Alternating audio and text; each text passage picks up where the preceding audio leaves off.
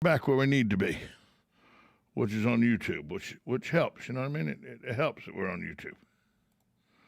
People like that we're on YouTube because they can listen to us on YouTube. The annual homeless count has been completed for Marion County. One day last week, volunteers scoured the county trying to count the number of homeless people living outside in camps and tent cities. It is part of a federally required annual point-in-time count.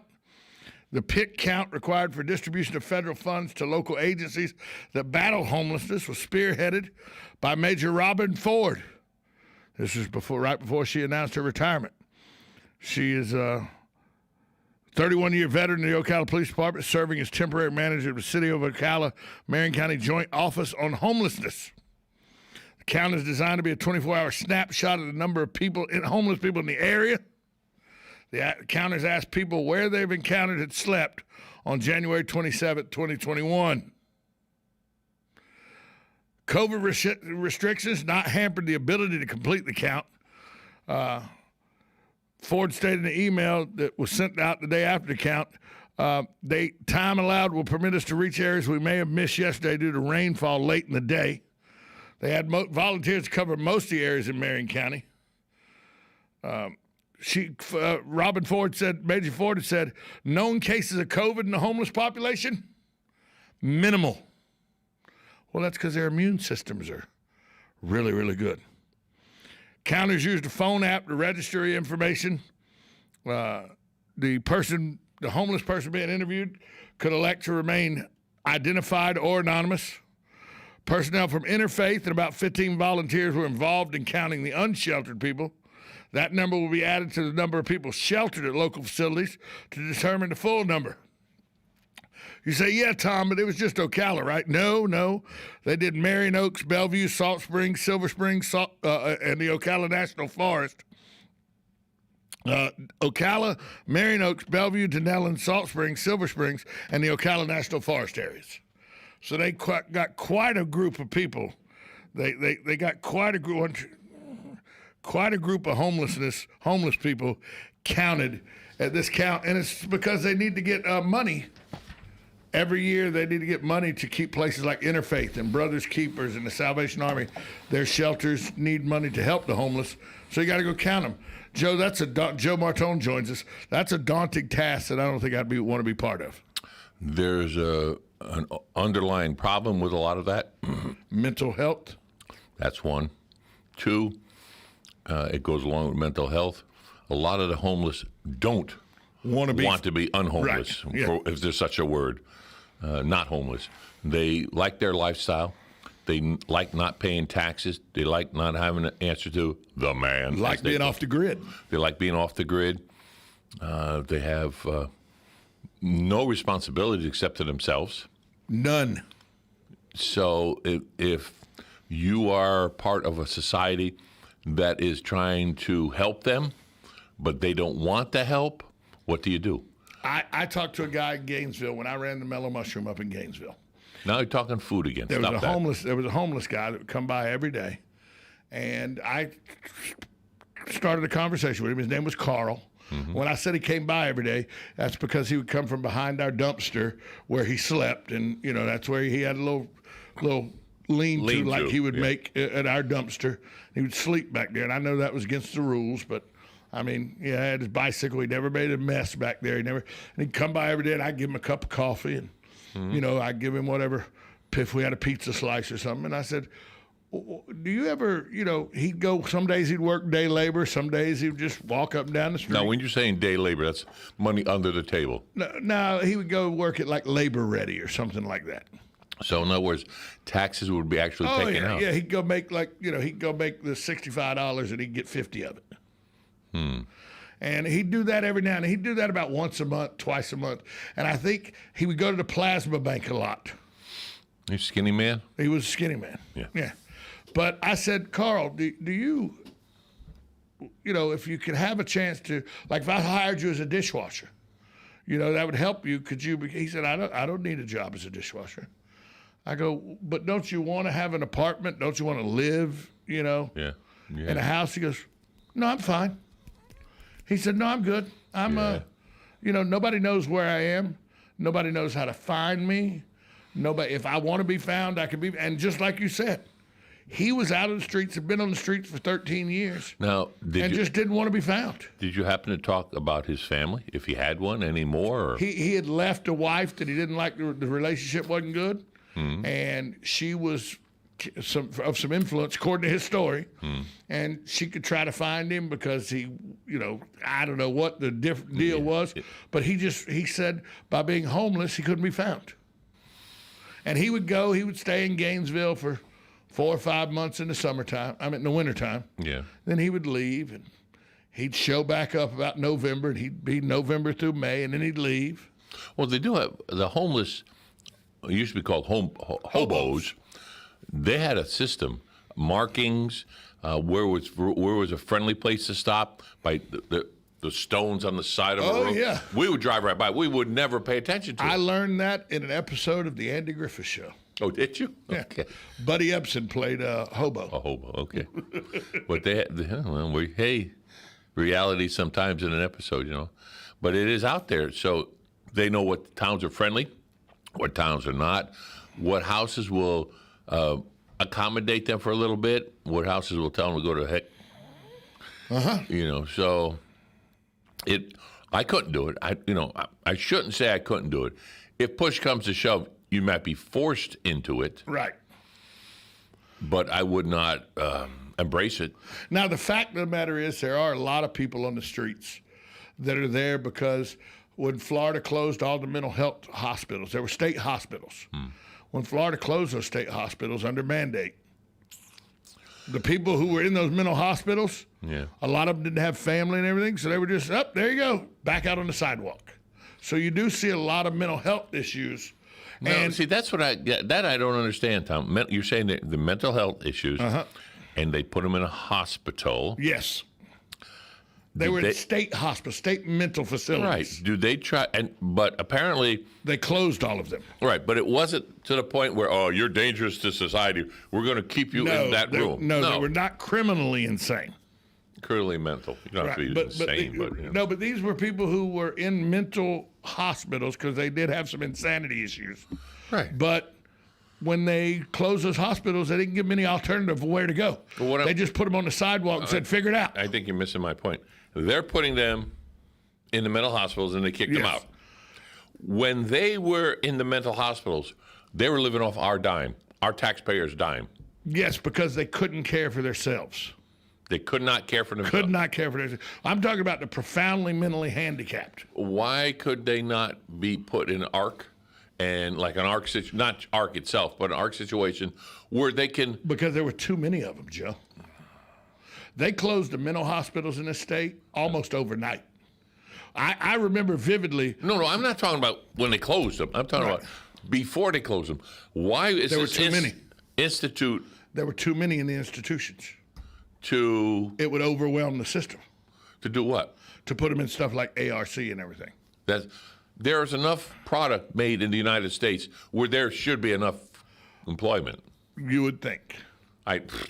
You would think. Have you ever toured a big factory? Oh yeah, I worked at GP, Georgia Pacific, the plywood plant in Hawthorne, that at any one time employed 650 employees on a shift. That's it, a shift. Oh yeah, 3 shifts. Right. Couldn't anybody with mental issues? They couldn't handle that. That's a different situation. Right. But I remember in the early '80s, repetition things. A lot of early '80s people, they were working at McDonald's, mopping floors and stuff like that. There you go. Publix does a great job at bringing in people with mental handicaps. Oh, shop room baggers. Right, but these were profoundly mentally handicapped people who needed hospitalization.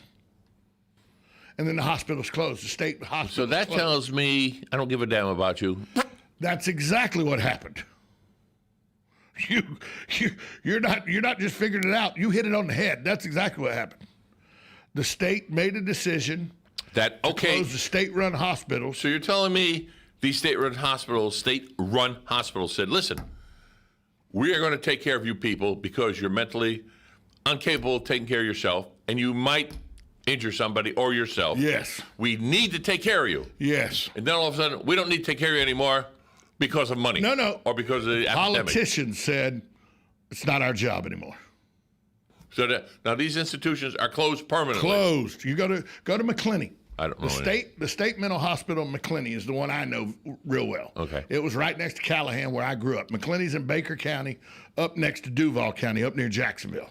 Okay, thank you. There's a state hospital Out up of all there. those names, I heard Jacksonville. There's a state hospital up there. That's closed permanently. That's closed permanently. Just sits there. Because the state doesn't fund it anymore. So they said that the mental issues need to be taken care of by hospitals and places like the centers and places All right. I love hospitals for what they do and how they help people. But nowadays, a hospital is a business. Of course it is.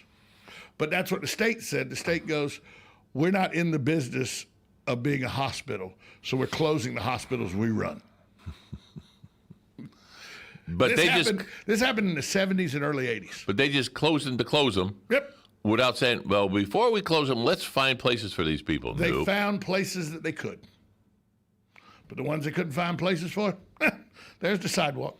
So you're talking 40 years. Yeah. Of this happening. Uh-huh. So this is nothing new. People that are in their 60s now that are homeless with mental issues and all, a lot of them probably were from the state hospitals. Okay, so they're from the state house all these years, but they've been surviving. Of course they had. So how mentally... They're using shelters and they're using people like Interfaith and all to help them along. Let's go to the phone lines. Hi, caller. Who's this? Hi, Joe. Tom Sonny again. During the course of my working for a utility, I wound up in places like St. Albans, Meadowbrook, and Creedmoor. What state is this, Sonny? New York. Thank you. New York. Well, Thank you. Yeah, New York and, Long Island. Mm-hmm. And it was unbelievable what went on there. My wife's cousin was a nurse there. And for some reason, nobody was watching. She got the living snot beat out of her by an inmate. And, it's a 24/7 with a lot of these people. And it is expensive. It is very expensive. That's the only thing I can tell you about that. It's I worked in the reinforcing of the electrical grid in Meadowbrook. That's on Long Island. Thank you. And we were there for quite some time. And it was unbelievable. These people, they let them go outside and roam around, but there was such a big, vast space that, they get lost. Now, you're saying and these had to people... send out the dogs to find them. Are you saying these people, this is in a mental institution? But these are people who were sentenced there by a court because they're mentally insane. This was a court-ordered mental institution. Well, you can be sent there by a doctor, too, Tom. Okay.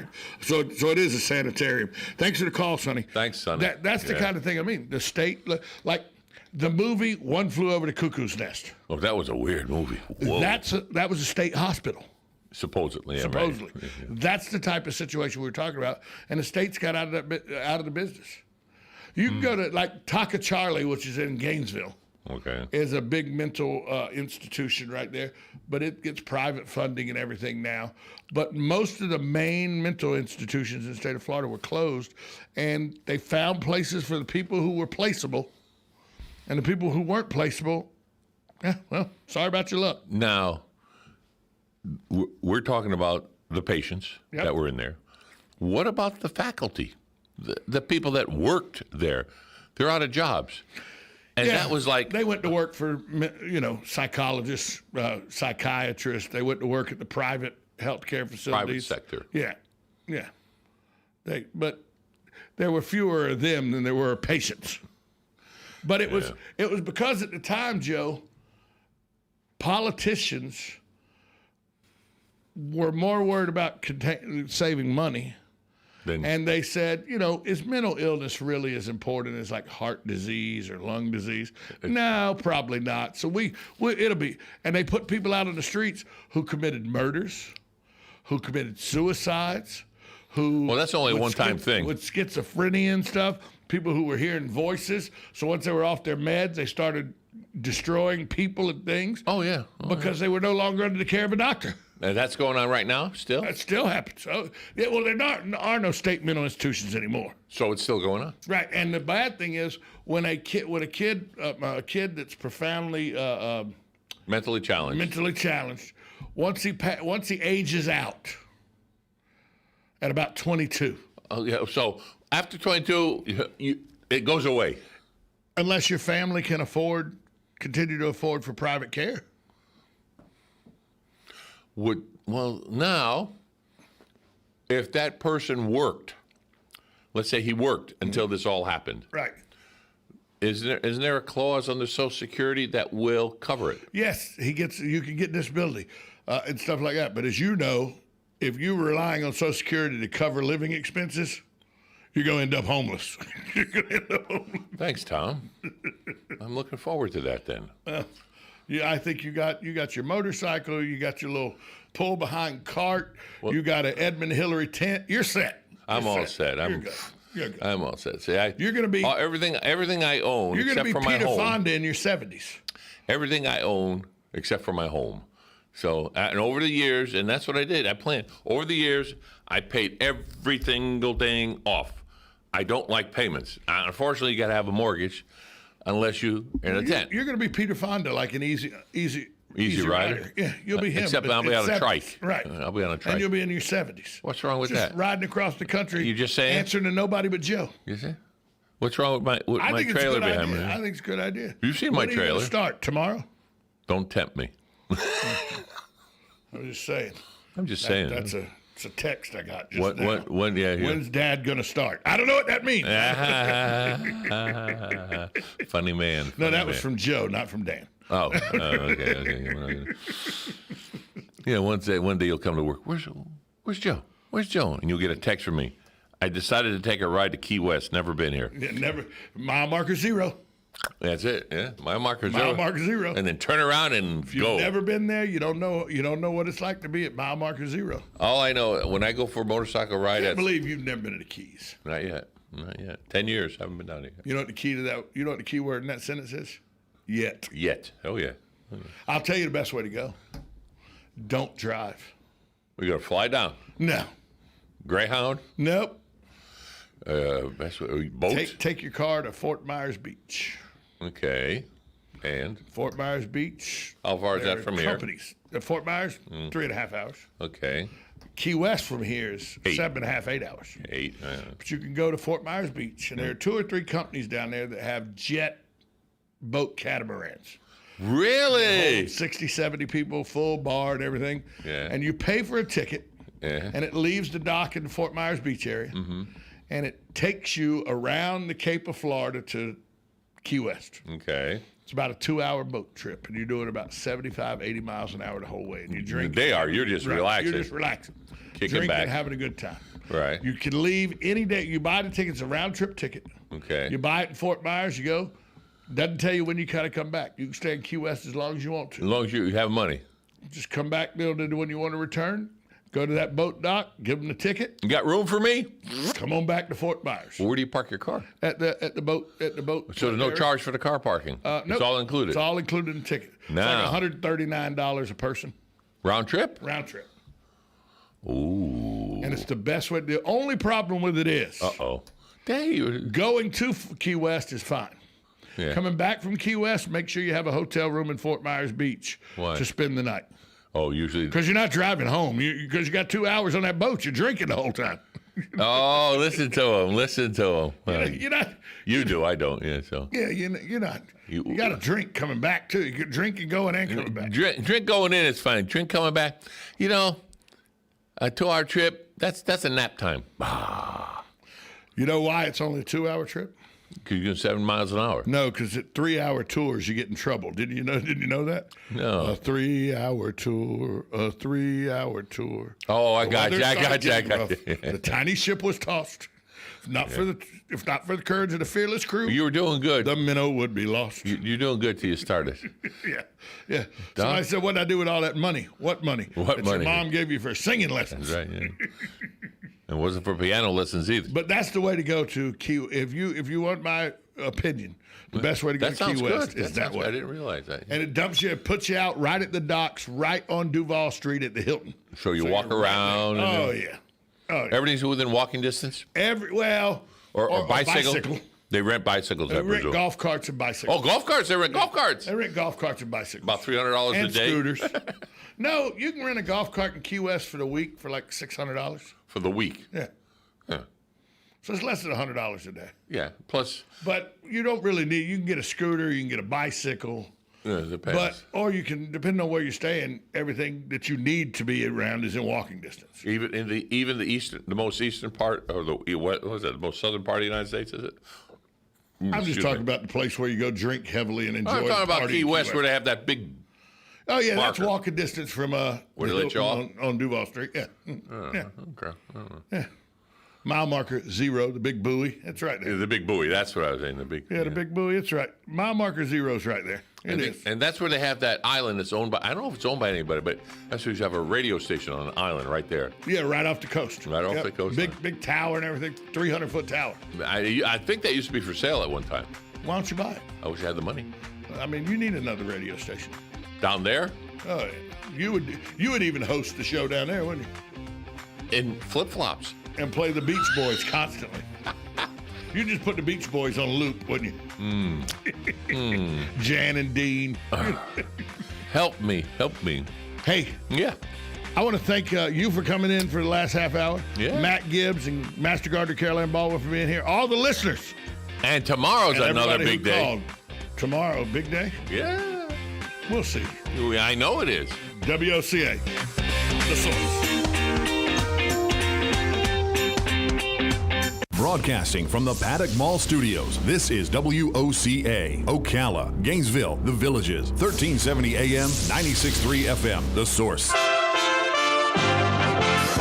USA Radio News with Lance Pride. Authority in Plains, Pennsylvania responded to a shooting on Monday that resulted in 3 deaths, including a husband and wife. Cops say there was an argument between neighbors about 9 a.m. over shoveling snow. Neighbors say they heard about 9 gunshots. James and Lisa Goy leave behind a 15-year-old son with autism. The suspected shooter, 47-year-old Jeffrey Spade, was found after committing suicide. Plains is located south of Scranton.